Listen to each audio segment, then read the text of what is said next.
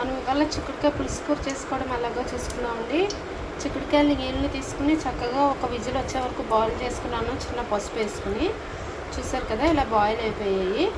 ఇప్పుడు దీనికి కొంచెం మనము ఒక తవా పెట్టుకుని ఆయిల్ యాడ్ చేసుకున్నాము, ఒక 2 స్పూన్స్ అలాగా ఆయిల్. ఇందులో కొంచెం మెంతులు వేసుకోవాలండి ఫస్ట్. అలాగే అందులో ఒక 1/2 స్పూను మినపప్పు, ఒక 1/2 స్పూను ఆవాలు వేసుకోవాలి.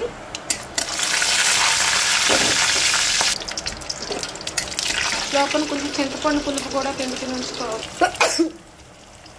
చూసారు కదండి, ఎండుమిరపకాయ, కరివేపాకు, కొంచెం ఇంగువ కూడా పోపులో వేసుకుందాము. కొంచెం క్రిస్పీగా మిరపకాయలు కావాలి, కారం కావాలి అనుకునే వాళ్ళు ఈ మిరపకాయలు తీసుకుని ఇవి తినొచ్చండి. యాక్చువల్గా నాకు ఇష్టం బాగా, అందుకని నేను కొంచెం పక్కకు తీసుకుని ఉంచుకుంటాను. ఇంగువ కూడా వేస్తాం కదా, మంచి స్మెల్ వస్తూ ఉంటాయి మిరపకాయలు కొరుకుని తినడానికి. సో కొంచెం మిరపకాయలు పక్కకు తీసుకుని ఉంచుకుందాము. సో చూసారు కదా, నేను మిరపకాయలన్నీ తీసేసుకున్నానండి ఇలాగా. ఇప్పుడు ఇందులో మనం బాయిల్ చేసుకుని చిక్కుడుకాయ ముక్కలు వేసేద్దాము. వేసి ఇప్పుడు ఇందులో కొంచెం ఉప్పు, పసుపు, చిన్న రెడ్ చిల్లీ పొడి వేసుకోవాలండి. అలాగే చింతపండు పులుపు కూడా యాడ్ చేసుకున్నాము. చూసారు కదండి, మనం టేస్ట్ తగ్గట్టు ఉప్పు, పసుపు, కొంచెం కారం యాడ్ చేసుకుని నూనె ఏదో పోపు అసలు దీనికి పట్టే వరకు ఉంచుకుందామండి. దాంట్లో పోపులో కరివేపాకు అంతా వచ్చేసింది. సో కరివేపాకు అంతా తీసి కూరలో యాడ్ చేసేసుకున్నాము.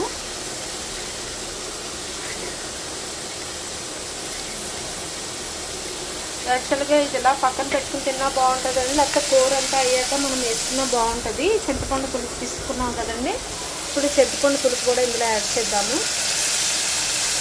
చూస్తారు కదండి, యమ్మీ చిక్కుడుకాయ కర్రీ రెడీ అయిపోయింది. Thank you for watching.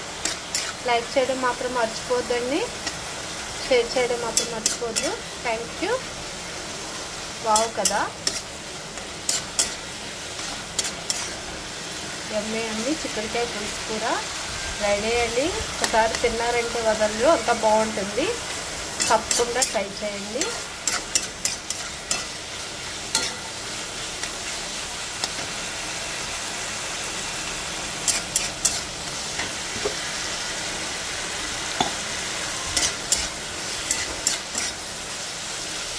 కొంచెం నూనె వదిలేస్తే అయిపోతుందండి. చూసారు కదా, నూనె వచ్చేస్తుంది బయటికి. ఒక్కసారి తిన్నారంటే వదలండి, అంత బాగుంటుంది. ఎప్పుడు ఒకే రకం కాకుండా ఇలా డిఫరెంట్గా చేస్తే హెల్త్కి చాలా మంచిదండి చిక్కుడు, అందుకని చెప్తున్నాను. మీకు తీపి ఇష్టమైతే కనుక ఇందులో బెల్లం కూడా వేసుకుంటారు చాలామంది. మా అత్తగారు వాళ్ళు అయితే బెల్లం వేసుకుంటారు. సో నేనైతే బెల్లం వేయలేదు, ఇవాళ ఇలాగే చేశాను. అలా కూడా బాగుంటుంది అంటారు.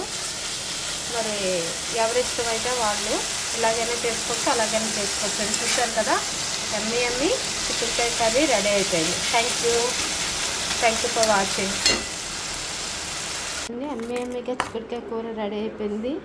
ఇప్పుడు మనము పోపులో మిరపకాయలు తీసుకున్నాం కదా, ఇది ఇప్పుడు దీన్ని ఇలాగ చిదుపుకుని వేసుకోవచ్చండి.